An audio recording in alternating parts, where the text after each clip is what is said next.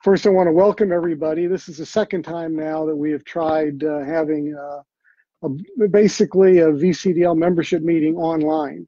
And this allows those of you that are in places that either are a long way from our meetings, and we do have them around the state, but still there's a lot of parts of the state we don't cover, Bristol and the far southern part of Virginia towards North Carolina, places like that. And also some people work and they just can't do it during the weekday, and this may be their only opportunity. And the other advantage is this will be recorded, so people will be able to watch it when we're done on YouTube, or here I believe on Facebook. All right, let's start up. And we'll start with the General Assembly. We're going to take a quick glance there. We did an exceptional job this year again on taking out all the bad bills. In fact, if you go to the VCDL website and you go under the first menu item about accomplishments, you see I've updated that today to get us caught up. It was behind, and so I added 217, 218, and 219 accomplishments, 219 so far. And you can see how many gun control bills we've killed over the last 3 years. There were 75 2 years ago. And this year we killed somewhere in the 30s. So that was all very good. And we currently had 4 bills that we managed to get to the governor's desk. Keep in mind the gun control bills never made it out of committee. We didn't have to battle any of those on the floor of either body. But the gun rights bills did get out, and we're currently, the status is the governor signed 2 of the bills. He vetoed 1. And I'll tell you what, let me take a quick look at the status of the 4th bill and see if that's changed since I last checked earlier today.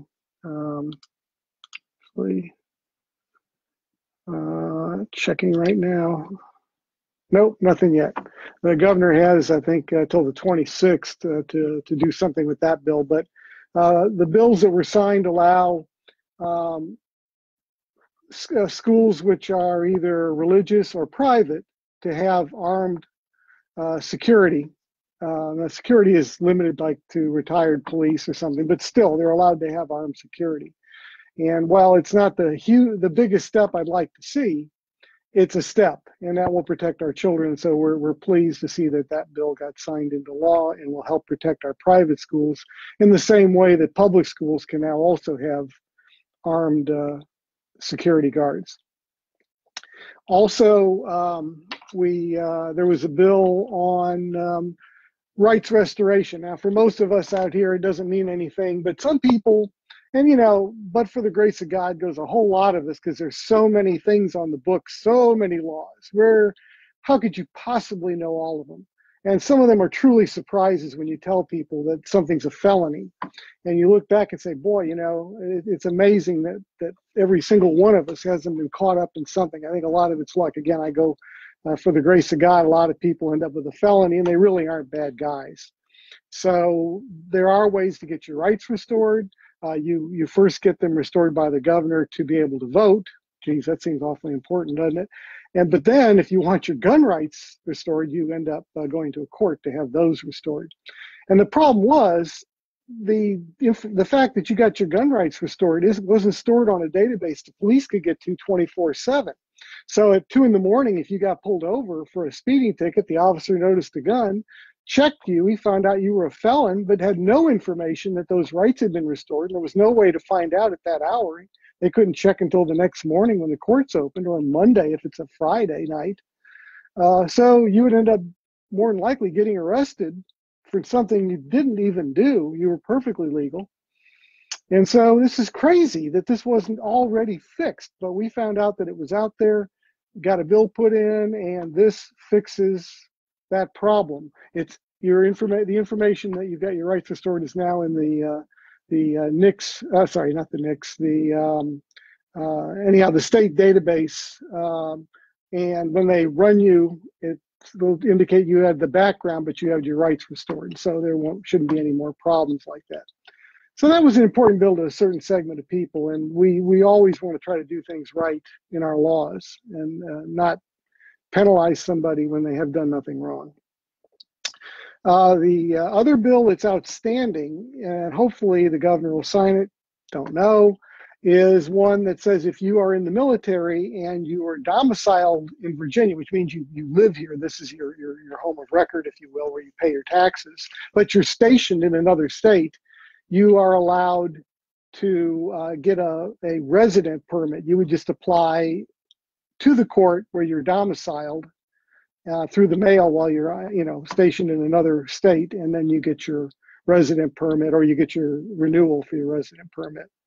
So that was something to help support our military. Hopefully the governor will sign that. And the last one was one that the governor vetoed.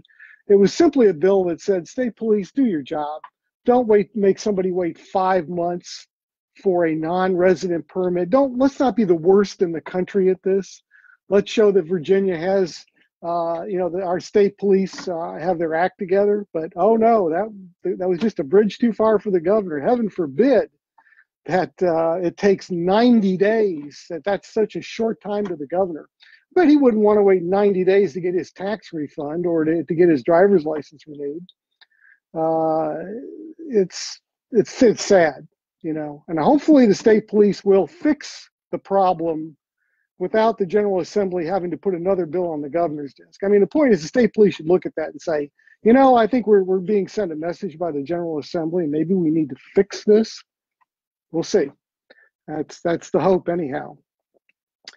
So as far as legislation goes, we are basically at this point waiting on that last bill. Then the next step for me will be to go through, after the veto session is over, I will then start doing the grading system. We'll grade all the legislators on their votes, and so we'll have the 2019 version of that. With elections coming up in November, that'll be important. We definitely want to know how they're voting and stay on top of it. I can pretty much tell you the Democrats are going to have another very bad year when it comes to gun rights. One of the Democrats that surprised me a little bit,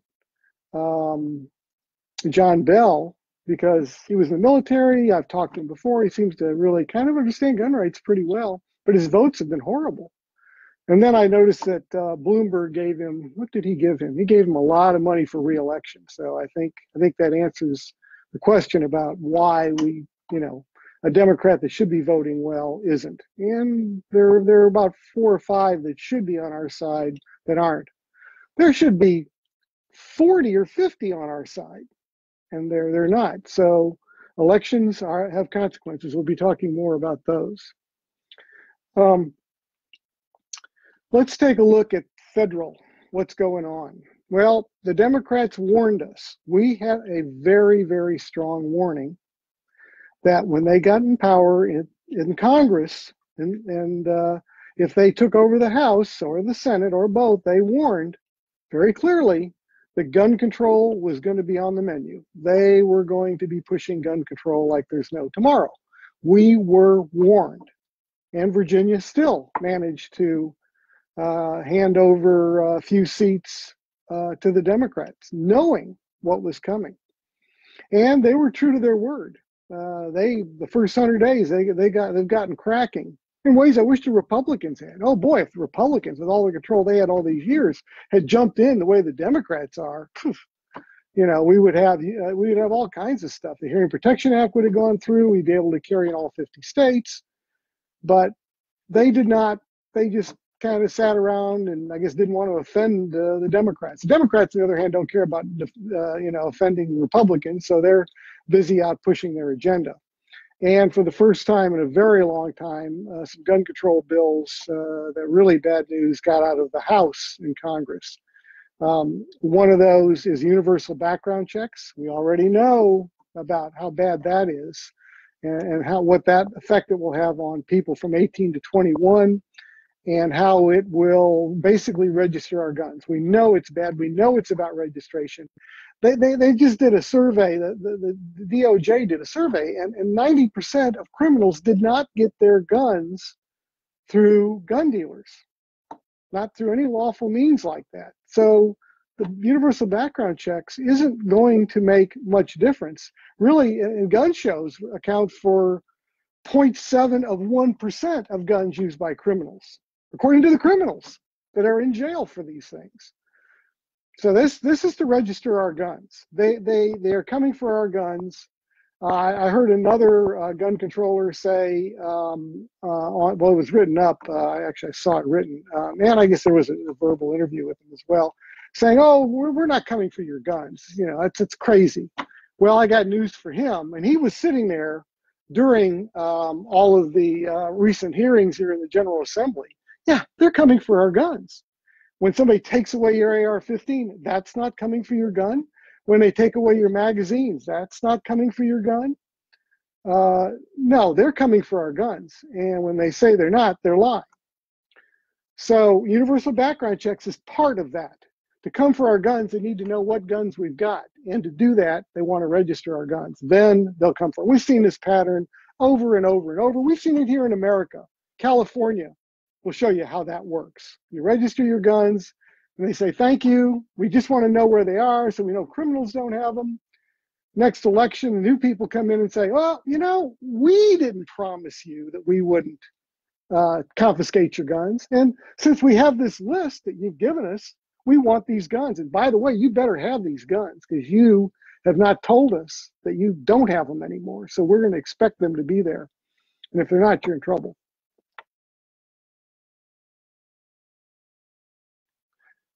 Okay, so universal background checks passed the House, as I was saying, and I just don't know where I cut off. I cut off at universal background checks. I was told. Okay, after universal background checks. Okay, so I discussed that they're there, and that it's a gun registration scheme, and that's all part of what the Democrats promised when they got into power. Okay, so we'll now move on to the next thing that was passed, and that was something that said that the FBI can take 20 business days to give you permission to buy a gun, to give you the clearance to buy a firearm. 20 business days will come out to more than a month in real time. They don't count weekends. They don't count holidays. It doesn't start, the clock doesn't tick until the next day that you tried to buy the gun. If you tried to buy the gun on Monday, the clock doesn't start ticking till Tuesday, and then you got to wait 10 days. At the end of 10 days, then you can contact the Department of Justice and request that they expedite your background check. But they can still take another 10 days if they want.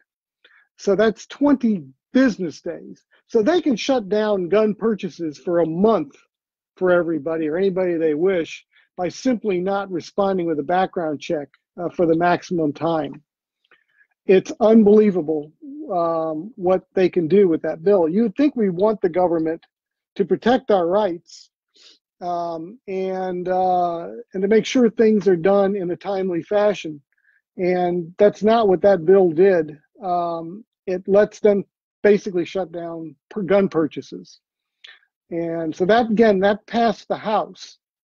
Now, again, repeating to everybody, a bill that passes the House doesn't make it law. This is not law. Neither universal background checks or this 20-day business day wait, if the FBI wants to on purchases, is not law. It's got to go to the Senate and it's got to go to the president. And President Trump said he would veto these bills. Well, we certainly hope so, but let's hope they don't get to his desk even. Meanwhile, we've got probably a bigger threat coming from the Senate this week. On the 26th, the Senate is going to have a hearing on red flag laws. And that bill was put in by a Republican, Marco Rubio from Florida. And there are Republicans that have signed on to a red flag bill in the Senate. That is a very serious threat, because if that red flag bill gets out of the Senate and goes to the House, we know what the House looks like. They're going to pass it, and it's going to end up on the president's desk.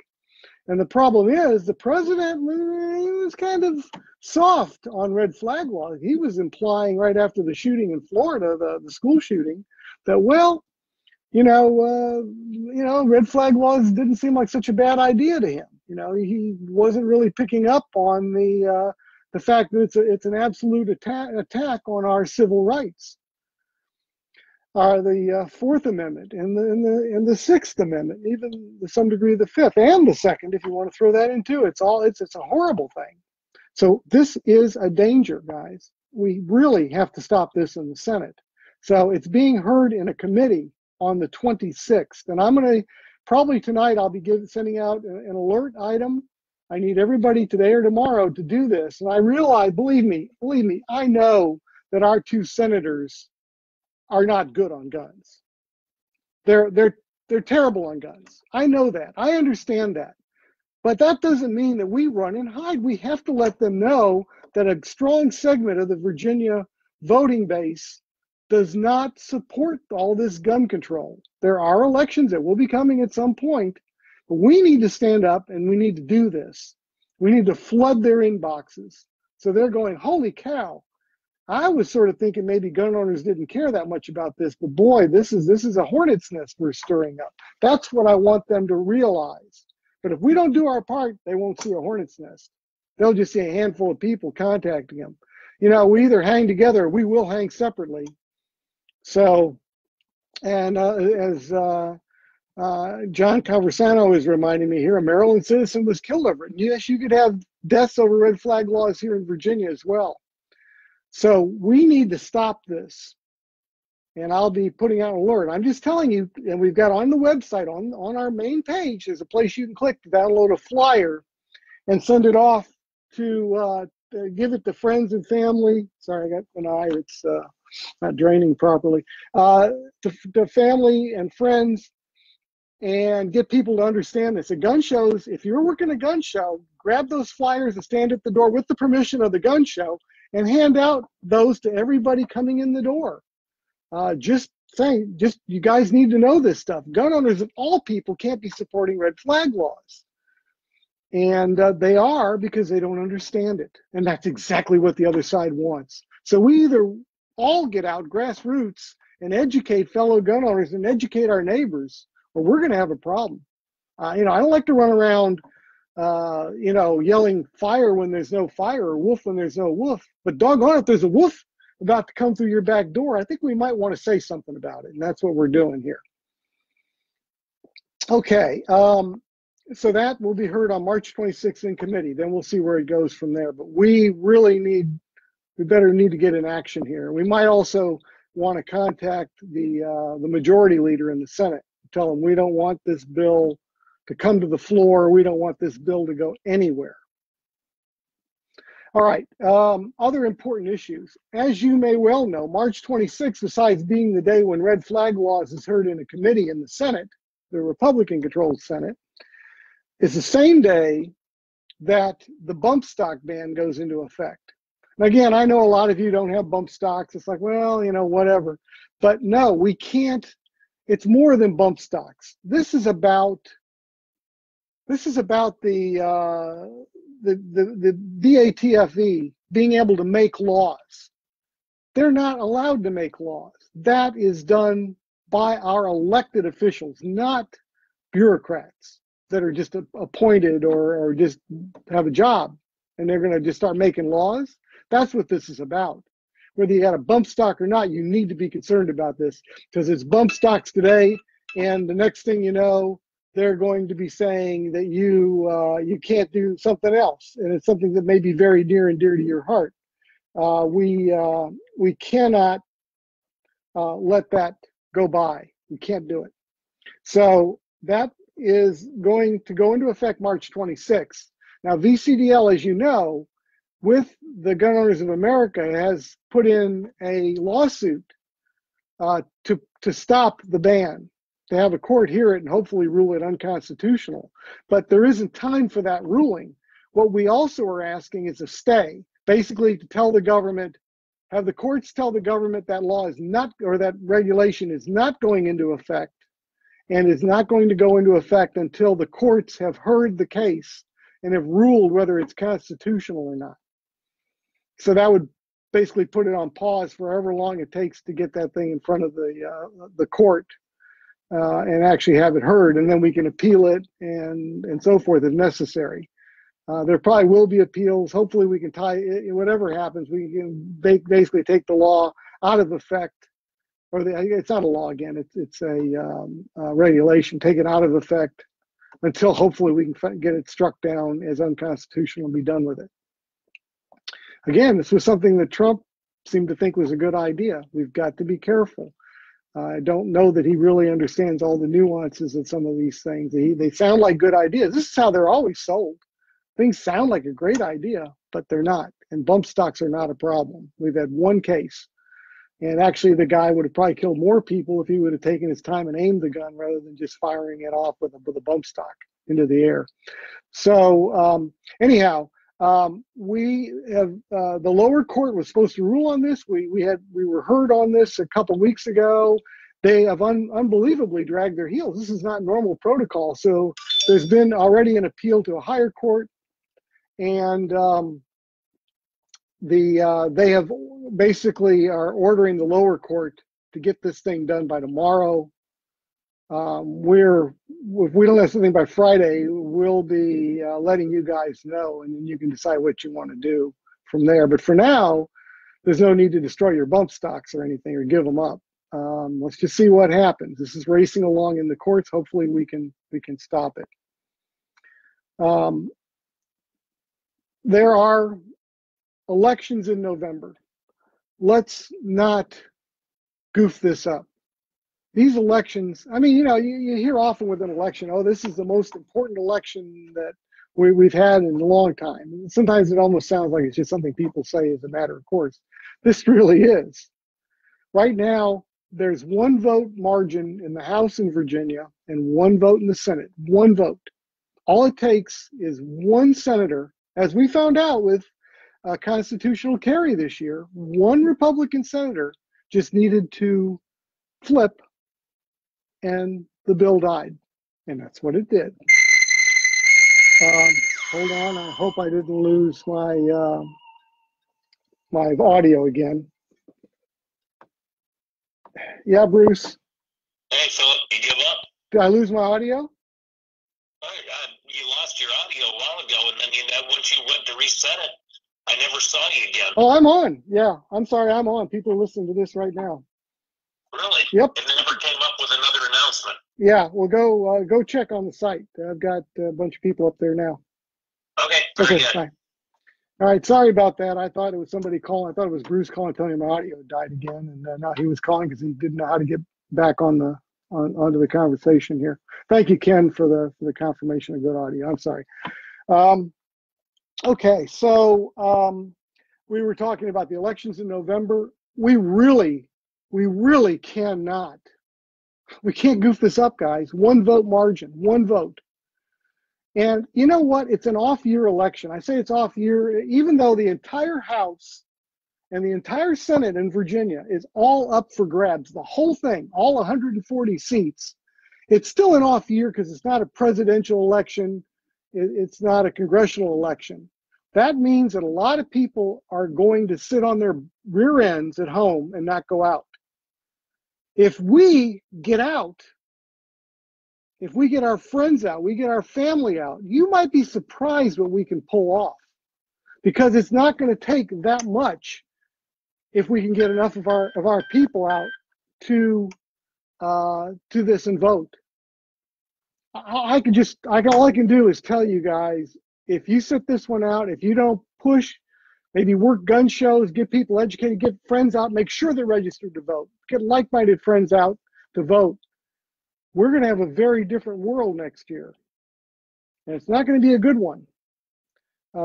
We can stop it now, but we have to take advantage of the fact that it is an off year, that people aren't going to attend. They're going to attend in small numbers generally in an off year. Well, you know how many of us there are? There are 500,000 permit holders. There's probably at least a total of 2 million gun owners. Really? We can't make a difference in election? Oh, I think we can. But we've got to get hunters off their rear ends. Hunters are some of the worst about, they figure, well, nobody's going to take my shotgun. And so I don't really need to get out and vote. They're not going to touch my stuff. Yes, they're coming for your shotgun.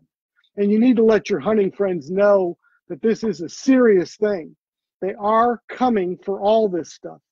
And the fact that hunters have gotten away with so far, they're on the list. They're just lower on the list. But they need to stand up. We need to be like NATO. If you attack one type of gun owner, you're attacking all of us. You go after hunters to try to take away their guns. You guys that carry for only self-defense, that's an attack on you too. If they're attacking handgun owners, you shotgun owners and you rifle owners, you're under attack too, and you need to treat it just that seriously. Because they want to separate us. They love it when we're separated. We're one group that shoots IPDA, but our hunters don't care about hunting. Those that do this and do self-defense and don't care about target shooting, they want that division. We can't afford it. We're all brothers and sisters in this, and we are protecting something for generations to come that was handed to us. We can't drop the ball, guys. Don't do it. It's gonna take time to be talking to people about politics, but I'd rather be talking about politics than doing some of the things other people have had to do to protect our rights, dying in ditches in foreign countries or even here. No, let's do this. There's a lot of you out there. We all need to be engaged. Once we have, then we'll have a couple of years rest in Virginia, where we can actually maybe get some forward motion, or at least guarantee that we don't get any more gun control. Switching gears. Well, hold on. Let me look at a couple comments here.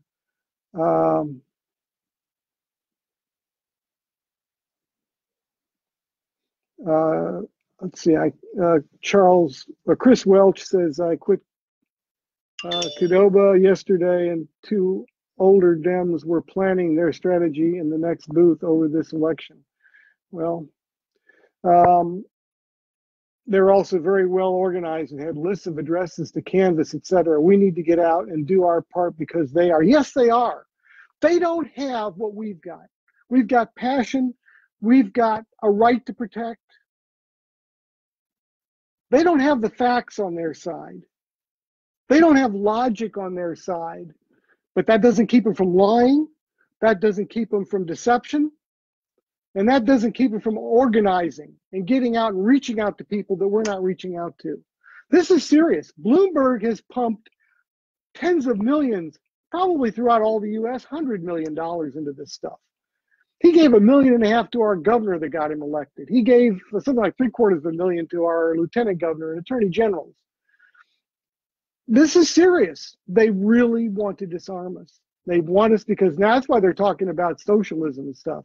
They know they'll never get that unless they disarm everybody. Once you're helpless, they can do whatever they want. Try and stop socialism by without the ability to defend yourself. Try it. Good luck. So we'll see. Somebody, Brian Dunn, is talking about asking questions about partnering with the NRA. Well, we're going to partner with whoever we need to partner with. We are there. Anybody that wishes to partner with us, we're there. We're happy to partner with them. GOA, CCRKBA, Second Amendment Foundation, all of that. We're happy to partner with all of them. But Rob Cook notes that logic is a fleeting skill. It's all about emotion. Well, we have to overcome that. We have to teach people about logic. If they don't understand logic, we need to be patient and we need to teach them about logic. So that's our job, logic, and protecting this stuff. All right, so that's November. I don't know how to say it any clearer. Let's talk about self-defense a little bit. That's always an important topic for us. Recently showed a video, and some of you may have seen it, some of you may not have yet. It was actually by an attorney in Arizona. So some of the stuff might have been a little Arizona-centric. You could expect that. But the basic rules of self-defense are pretty similar to what we've got in Virginia here. And there were quite a few takeaways in it. But one of the main ones was, if you have to ask yourself in the middle of a confrontation, would it be legal for me to draw my gun now? The answer is no, probably not. You'll know when you need to draw that gun to save your life or to save the life of somebody else. If you're looking at a situation and you're asking yourself, first of all, if you've got the time to ask yourself, you probably have time to walk away or to leave. Maybe you don't, but if you have time to ask yourself, the situation isn't all that dire. So keep that in mind. It's really a pretty good answer to it. When your life is literally, you're looking at the last few seconds of your life, you'll know it's time to draw your gun. You won't have any qualms, any questions about it. People that often say, well, I don't know if I could, I could shoot somebody to save my life. I think they'd be surprised when they're actually looking death in the face, not sitting in a comfortable living room thinking about what it might be like. It's very different than when you're actually there and you've got very little time to save your life, your family's lives, and somebody else's life. So that's one of the takeaways. There were quite a few, but again, the big thing there is that you don't want to overreact. Once you draw that gun, you have crossed the line, even if it's just a brandish.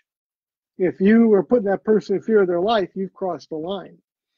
And that line is okay if you are in a position where you need to draw the gun, because they should fear for the life they're trying to kill you. You're fearing for your life. The other thing that I asked attorney recently was, if you don't touch your gun's concealed, and somebody you feel like you're entering a dangerous situation, is it okay to say, hey, leave me alone, I'm armed, leave me alone? Is that legal? Yes, actually it is. Because you're not drawing the gun, you're not showing a gun, you're not reaching for a gun, you're just telling them you have a gun and you want to be left alone. That's something to think about. That the reason I think that's considered not an illegal thing is it allows you to de-escalate a situation. Somebody that's going to attack you and find out the hard way you indeed are armed is given a warning and an opportunity to walk away from it. And that's ideally what you want. You never want to have to use that gun.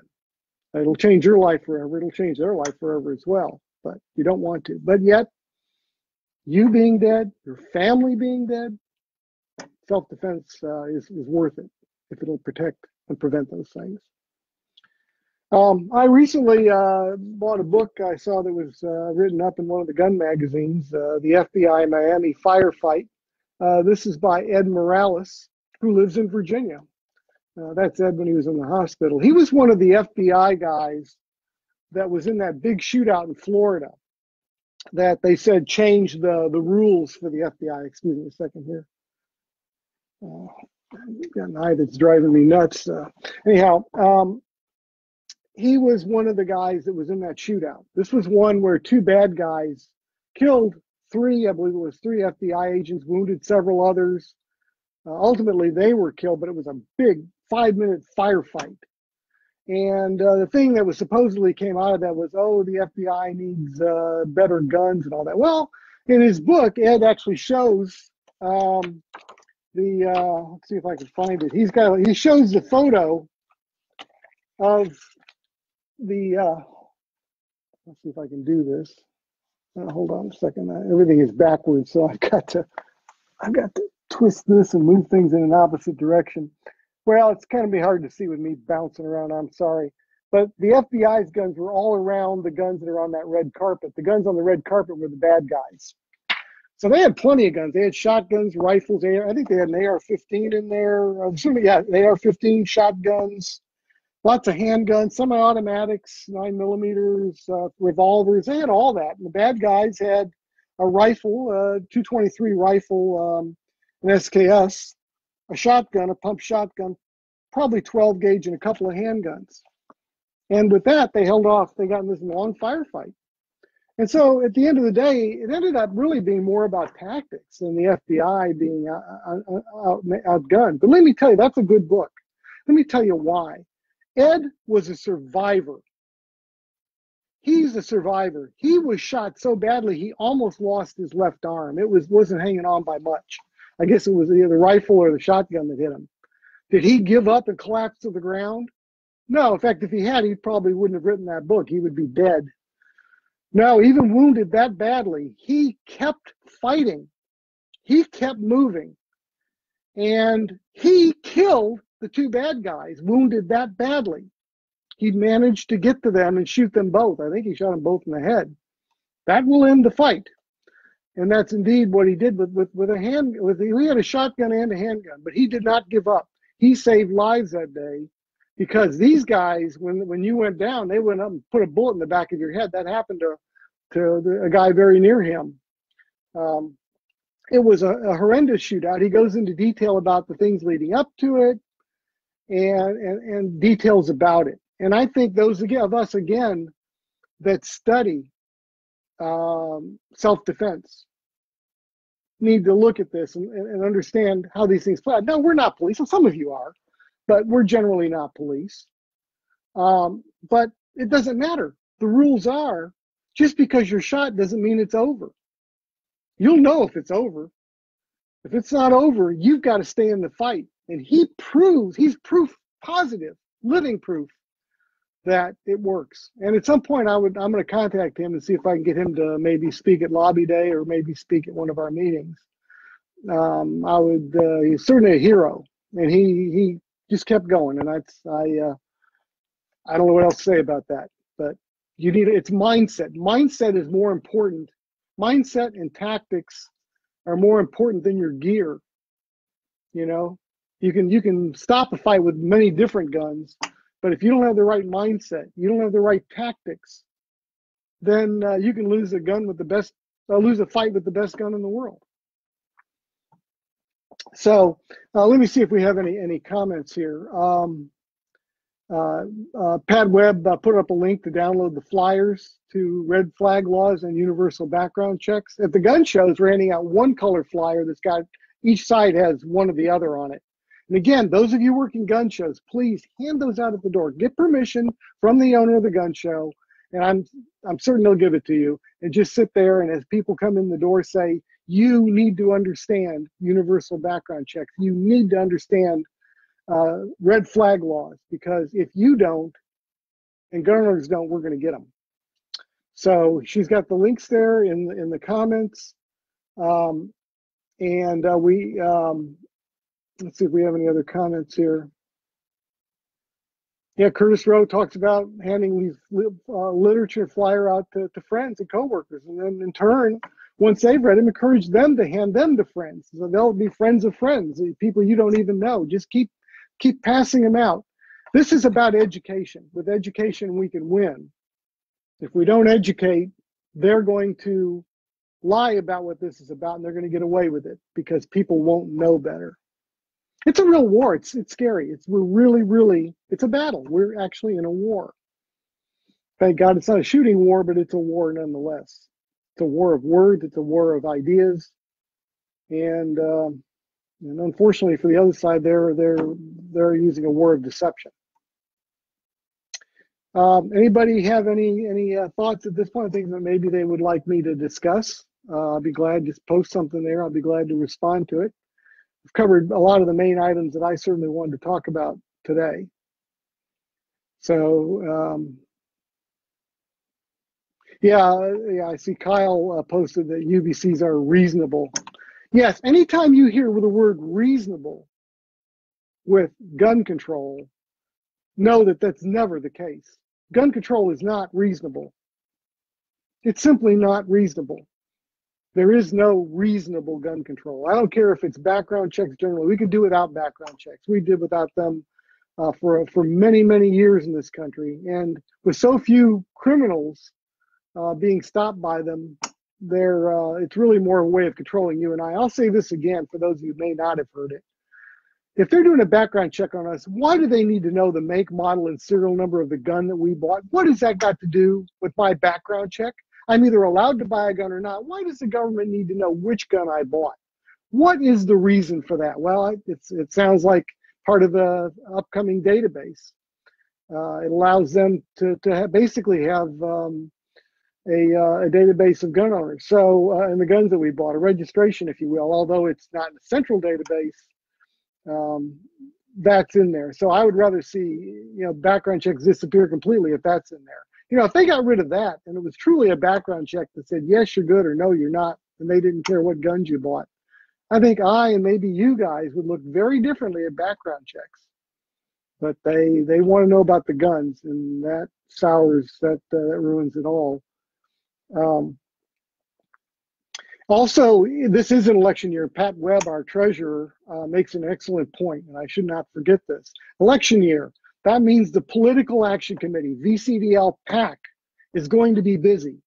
They can do things that my part of the organization cannot do. We cannot be partisan. We cannot endorse. We can tell you how somebody's voted. We can tell you the things they're doing, but we can't do that last step of saying, go out and vote for this guy, or don't vote for that guy. The PAC can do that. The PAC can reach out and do things exactly that way. And so they always need money. We cannot, my part of the organization cannot give money to the PAC. That's not legal. We can't do that. They've got to raise their own money. And so to do that, you can contribute on the website. There's a link there. You just go to the VCDL website, and under donations, there's a place you can do a donation to the PAC. Yeah, VCDL needs money, but we don't beg for it. But the PAC really needs money, and they don't beg either. But we're going to do a little begging for them, because again, if they're unsuccessful this year, we're all going to pay the price next year. Yeah, and there's a comment about the Democrats driving one of our members wild because they want to allow everybody in from countries without going through the front door. They want to allow them to come in through the back, to kick in the back door and come in that way, and yet they want us disarmed. What kind of a setup is, how good is that for the American people? It's not. And again, this is why these elections are going to matter more than ever. I've never seen a push like we're seeing now for the things that we are. Now, I understand VCDL worries about guns, but I can't remember socialism being on the agenda before like this. And all we can say is socialistic countries tend to disarm everybody. Why? Well, you know, you take a look at Venezuela to understand why and what happens. Lobby Day is going to be next year. Ed Levine is reminding everybody. Yes, you know the date. It's going to be in January. It's going to be the third Monday in January. You have all this time to take off. Contact your boss now in March and say, you need to take off a day on January 20th of 2020. You need the day off. You're giving your boss 9 months. Heck, that's as much time as a woman gets. She doesn't even get that much when to know that she's pregnant. You're giving him 9 months to say, I need a day off. Find somebody else to fill in for me if necessary. Show up for Lobby Day. Do it now. Get that day off, because we don't know what's going to happen. If things go really bad in November, we are going to need a Lobby Day like we've never seen before, or we're in a lot of trouble. So yes, take the day off. Tell your friends to take the day off. Let's not get 500 people to Lobby Day. Let's not get 1,000 people to Lobby Day. Let's get 10,000 people to Lobby Day. We've got almost 500,000 permit holders. 10%. 1 out of 10 is 5,000 people. 1 out of 10. Why not more? We need hunters out there. We need target shooters out there. If you own a gun for any reason, whatever, I don't care what that reason is, you need to be there. If you don't own a gun, but you recognize that you want future generations or other people to be able to protect themselves, you need to be there. They cannot ban guns ultimately. We know that and somebody pointed out here, they'll come across the border. If they can smuggle in all this cocaine, smuggling in guns, that'll be nothing. The criminals will always have guns. The Democrats right now are pushing socialism, and they're open borders. That needs to stop. We need to contact. If you've got a Democrat that represents you, contact them. Don't let them get away with it. Make sure they know that you don't stand behind that. Don't let silence mean that you're complacent, that you're okay with it. Pat Webb says, if you value your freedom, you need to be there. If you value the freedom of your children, your grandchildren, children yet unborn, you need to be there. again, I wish you didn't have to.